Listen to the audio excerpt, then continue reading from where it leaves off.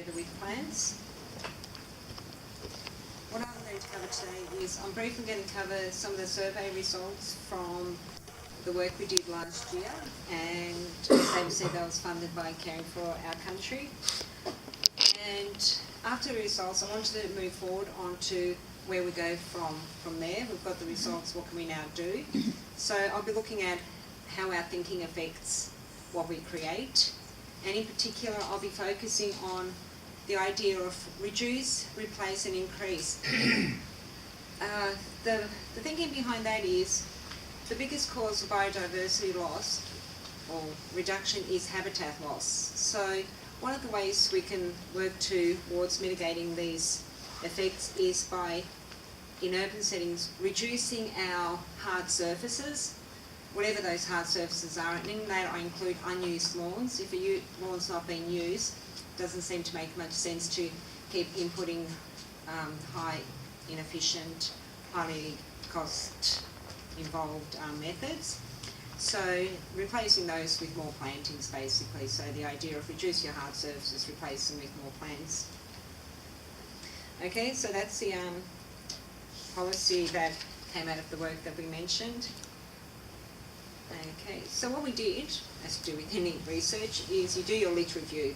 You find out what the general themes are, so you know what questions you're going to ask. Well, what we found, of course, was the main concerns are health, whether it's human health, environment health, wildlife health. The other concern, of course, was off-target damage, herbicide resistance, and the literature also surprisingly indicated that overall there was a lack of information on non-chemical weeding. There's a lot of information on chemical weeding, but not so much when it came to non-chemical methods. So we then structured our survey according to those findings. We had basically multiple choice questions. We also had some open-ended questions where we allow participants to give their input, and they could put in as much or as little as they wanted. It was a select sample, meaning that we were only interested in people who work with weeds. So it wasn't a general population sample, it was a very specific sample. What we found in our particular sample, we had 981 respondents, which is very good, and we found that 75% they used herbicides in one context or another.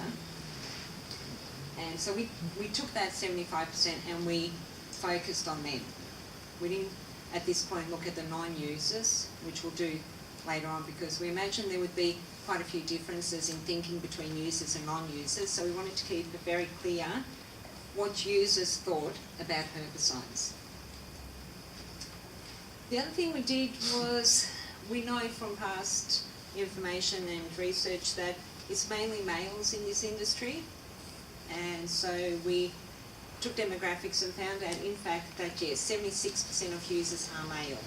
So from there on we then decided to look at the data, compare male and female responses to see if there was any difference between males and females. Now we found there was. When it came to concerns for the environment, overall all participants were as majority concerned about environmental impacts, and as we can see, females more than males. The same when it came to health. Now health was an interesting one because what we did with health, we also tried to pinpoint whether people were more concerned about their own health or the health of others, because we know there are some gender differences in when it comes to what people will say they're concerned about. So we thought maybe we would get more of a picture if we divided up individual concerns. So overall, more were concerned than weren't. But we found that people tended to feel more comfortable with saying they were concerned about other people's health than their own, which was interesting. Now these are just some of the quotes which illustrate the concerns in relation to environment, health, off-target damage. And also that participants did feel that there had to be other methods around, but once again that these weren't available to them. So then we wanted to know if people actually did understand herbicides as being a pollutant. And as we can see, Females tended to score high once again, 83 compared to 66. Then we thought, okay, the other thing we wanted to know was, were people happy with their herbicide use? And I guess one way to find out, instead of just asking them directly, is to ask them, would they want to use less if they had the option? Now this is a very interesting figure because there's not that much difference between males and females. 78 and 72% isn't really significant. But it's an interesting finding given when we asked about health, males were only 55% said they were concerned, and I think it was 66 for environment. So there are a few other drivers here as well. And so one of the things that we found out was it's all back to costs. Males tended, as well as female respondents, males more so, that was a driving factor was cost. They felt that, as Davis pointed out, that non-chemical methods were not cost effective. So we wanted to know, like I said, more in depth what their thoughts and feelings were, and allow participants to also have their own say without being guided by open and closed questions. So we asked them, what are your thoughts, what are your feelings? And some of the findings were, as I was saying about cost efficiency, was that there was a bit of conflict. They felt that these were cost-effective methods, and as David pointed out, they are when we look at the face of it. If we just say, oh, how much is it per acre to treat this land? Well, yes, it might look like this is a more cost-effective method because, once again, we're not drawing the line around the bigger picture. So that was maybe 88% of the participants felt that cost was a real driving force. But they're also conflicted because they understood that herbicides were causing damage, both to their health, to the health of others, as well as the environment. And I think, I selected this quote, "A necessary evil." I just felt that highlighted the issue quite well. They felt it was evil, but at the same time necessary. And they also felt that a large part of herbicide usage was unnecessary, which I'll have a slide to demonstrate some of the urban use where they spray whether there's weeds or not. Now, these are some of the general themes that emerged. Participants, of course, they recognise herbicides are toxic and hazardous. One of the interesting findings, though, was that there's a real blurring when it comes to safety. Are we talking about safe use, or are we talking about the product being safe? So they could understand that the product is toxic, but they felt that if you used it correctly according to the guidelines and the procedures, then you could use it safely. But because of negative public perceptions, people didn't want to use it safely. They didn't want to put on all the personal protective gear. Some participants said, look, it's really uncomfortable, it's a real hassle to put on, and if you go out in that protective gear, you're telling the public this chemical is not safe. So there's a bit of cognitive dissonance happening here because on one hand they want to believe it's safe, and on the other hand they know it's not, and they didn't want it to reflect badly on their job, which then reflects badly on them personally, and they weren't being supported in the use of personal protective equipment either. Their organisations would not stipulate that they needed to use these products. So as we all know about the work ethic, which brought about work safe procedures, we've got the same scenario happening here.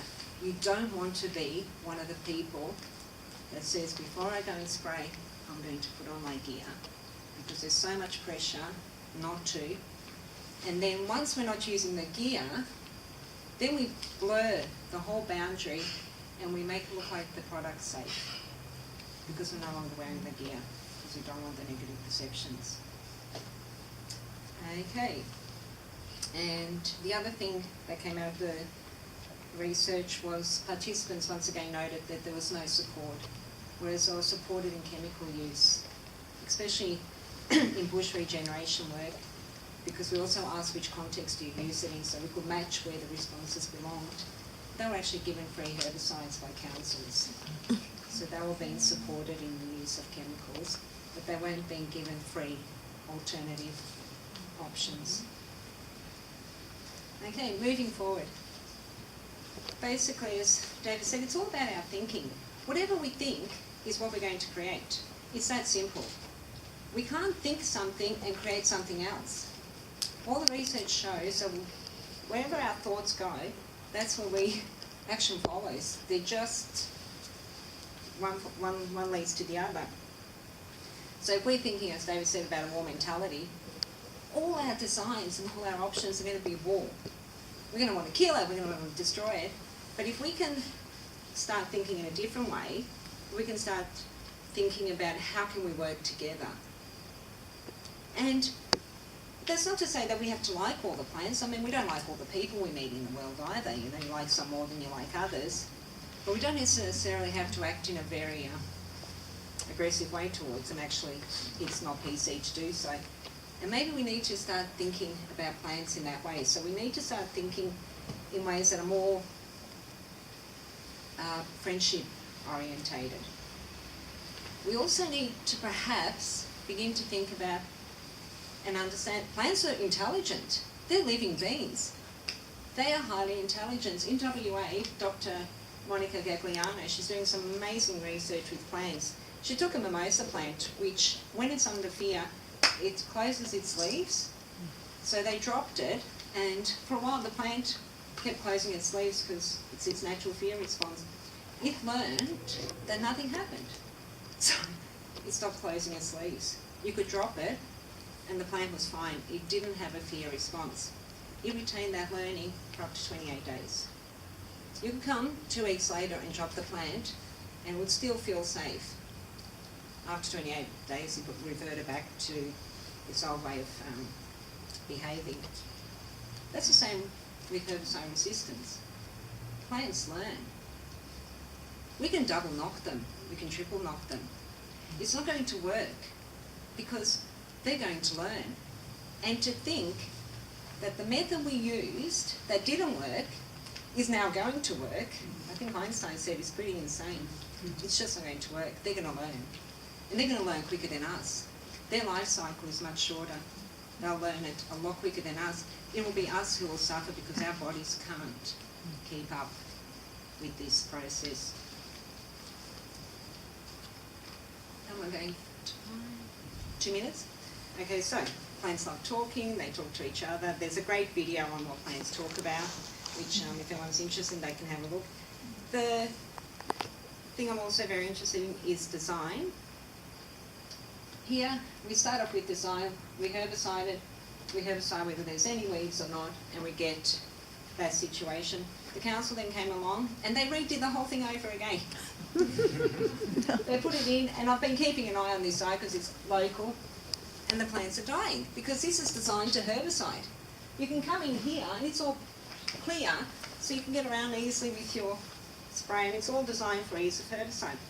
However, you're not going to get too many unwanted plants here. Now, whether you like these plants or not is a personal choice, but you're not going to get too many weeds there. Here we have our maintenance nightmares, here we have some other options.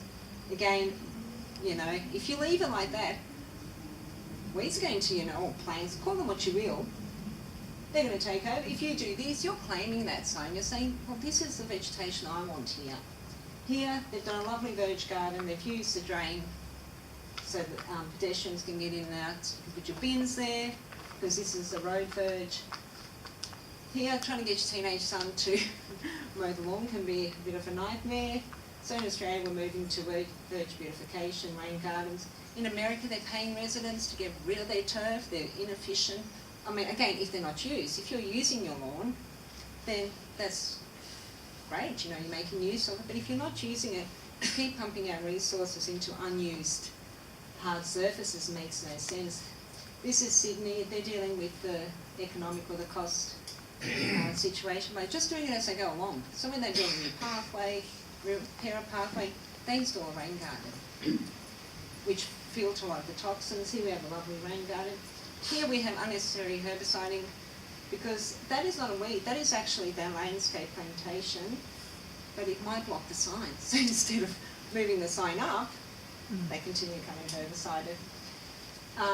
Totally old design, all the mulch washes off, new design with rain gardens, is to make a depression, get your stormwater running in, get your mulch contained. Much better system again, hard surfaces. These methods, they also spread weeds. So the seeds get caught up in the ties and they spread them even further. Ideal conditions, bare soil, lovely, no room. And yeah, coming from psychology, it's all about well-being and green spaces and beautiful. I mean, lawns can be beautiful too, so don't get me wrong. Whatever we find beautiful, it really does, of course, enhance our well-being and help connect us to the community. And they've also found that where you have communities that are lovingly tended to, there's less crime, there's less vandalism. I guess that's a crime, but yeah. And just to finish on this slide here, I love this slide. This is a quote from some research done at Monash, where a farmer of roughly 75 comes in and says, "I hope this land care works. I am sick to death of killing things that want to live and trying to raise things that want to die." Thank you.